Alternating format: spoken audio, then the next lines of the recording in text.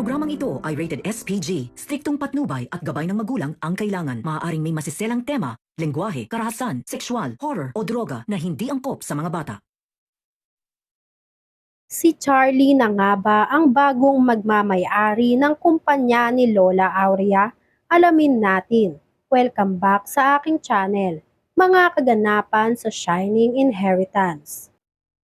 Tinakot at pinagbantaan ni Charlie si Ina matapos malaman ni Charlie na pati siya ay pinaiimbestigahan ni Ina na isa sa maaaring nagnakaw sa kampanya. Nagsabi si Charlie na kahit anong gawin ni Ina ay wala siyang makukuhang ebidensya laban kay Charlie dahil wala siyang ginagawang masama. Kung si Ina raw si Charlie ay mananahimik na lang daw siya dahil napakaliit lang daw na tao ni Ina. Napakadaling lapain. Kaya mas mabuti na mag-ingat daw si Ina sa mga taong binabangga niya. Dahil malaking tao ang binabangga ni Ina, hindi naman nagpahalata si Ina na nasindak siya sa lahat ng sinabi sa kanya ni Charlie. Kaya naman nag-walk out si Charlie at palihim na kinausap ni Lani. Si Lani naman ay atat na masipa si Ina sa kumpanya ni Lola Aurea. Kung pupwede nga lang daw na si Lani na ang kumilos ay gagawin niya. Kaso nga lang daw ay wala siyang kapangyarihan sa kumpanya, kaya wala siyang karapatan. Sa pag-uusap ni Charlie at Lani, hindi nila alam na narinig na ni Lorna lahat ng pag-uusap nila. Kaya dali-dali itong nagpunta kay Ina para ibunyag ang sikretong tinatago ni Charlie.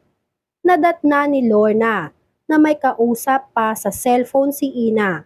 Kausap itong si Lola Aurea.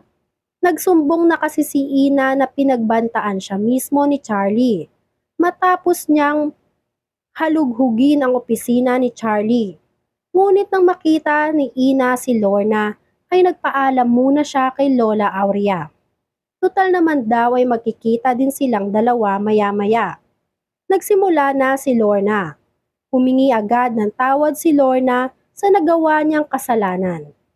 Inamin ni Lorna kay Ina na nagpasuhol siya ng pera kay Charlie. Dala ng kagipitan at pangangailangan niya ng pera, panggamot sa tatay niya. Nakiusap si Lorna na wag sana siyang tanggalin sa trabaho dahil sa nagawa nito. Pumayag naman si Ina, ngunit sa isang kondisyon. Kailangang mag-testify ni Lorna laban kay Charlie para patawarin siya at bigyan ng isa pang pagkakataon. Wala namang naging problema kay Lorna. Basta ang importante kay Lorna ay bigyan pa siya ng isang pagkakataon ni Ina na makapagtrabaho sa isang kumpanya. Kaya naman nagkasundo silang dalawa. Napupuksain nila kung anuman ang kasamaang ginagawa ni Charlie sa kumpanya. Sisimulan na ni Lorna na likumin ang mga ebidensya na magpapatunay na totoo lahat ng sinasabi niya. Na si Charlie talaga ang magnanakaw sa kumpanya. Dahil sa nalaman ni Ina ang buong katotohanan. Nireport agad ni Ina kay Lola Aurea ang pagnanakaw na ginagawa sa kumpanya ni Charlie. At may testigo sila na magpapatunay na si Charlie talaga ang nagnanakaw sa kumpanya. Hindi makapaniwala si Lola Aurea. Matagal daw niyang pinagkatiwalaan si Charlie. Buong akala raw ni Lola Aurea ay hindi siya lolokohin ni Charlie. Yun pala ay matagal na pala siyang niloloko nito. At unti-unti nang pinapabagsak ni Charlie ang kumpanyang pinaghirapan ni Lola Aurea at ang kumpanya na pinakiingat-ingatan ni Madam Aurea. Sinabihan ni Ina si Lola Aurea na wag nang mag-alala dahil si Ina na ang bahala kay Charlie.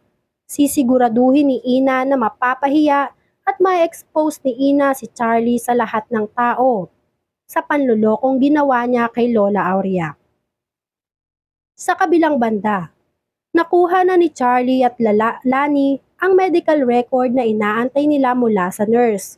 Naglabas talaga ng malaking pera si Charlie. para lang malaman kung ano ang sakit ni Lola Aurea. Nang sa ganon ay ma-expose nila sa lahat ang pinakatago-tagong lihim ni Lola Aurea at Ina. Nagplano sila na sa mismong retirement day ni Lola Aurea nila ipagkakalat ang sakit ni Lola Aurea at gagamitin nila iyon para mawala ng karapatan si Ina sa kumpanya.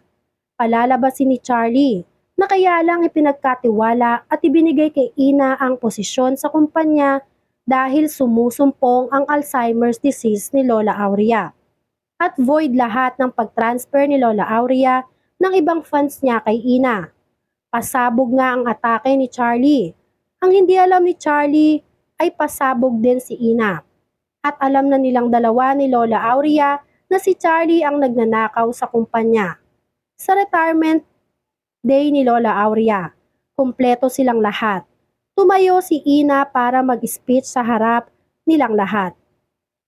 Lilinisin daw ni Ina ang pangalan ng kumpanya at sisiguraduhin na walang anomalya at walang lugar ang korupsyon na magaganap sa kumpanya. Lalo na ngayon na si Ina ang nasa pwesto. Dahil walang lugar para kay Ina ang lahat ng sinungaling at magnanakaw sa kumpanya. Natamaan si Charlie at dito na niya inilabas ang ebidensya nila. Tumayo si Charlie at kinontra si Ina. Pinagsabihan ni Ina si Charlie na si Charlie ang magnanakaw sa kumpanya. Ngunit dininay lang ito ni Charlie. Sinabihan nga ni Ina si Charlie na tanggal na siya sa kumpanya nila. Ngunit hindi nga ito nagpatinag. Isang malaking kasinungalingan daw ang lahat ng sinasabi ni Ina dahil hindi daw qualified si Ina na maging CEO ng kumpanya. Hindi na nakapagpigil si Lola Aurea. Si Charlie raw ang hindi karapat-dapat sa pinagkatiwalang posisyon ni Lola Aurea sa kumpanya niya.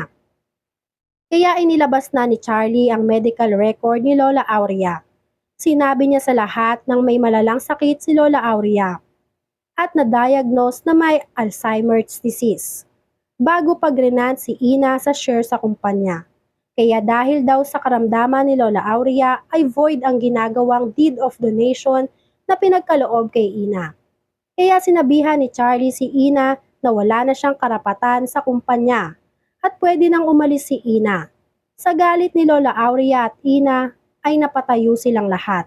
Nilapitan ni Joanna si Ina at sinampal. Ang kapal raw ng mukha ni Ina para paikutin ang Lola Aurea niya. Samantalang alam na pala ni Ina na may malalang sakit si Lola Aurea. Sinamantala raw ni Ina ang sakit ni Lola Aurea. Hindi raw papayag si Ina na basta na lang pabagsakin ang kumpanya na iniingat-ingatan ni Lola Aurea.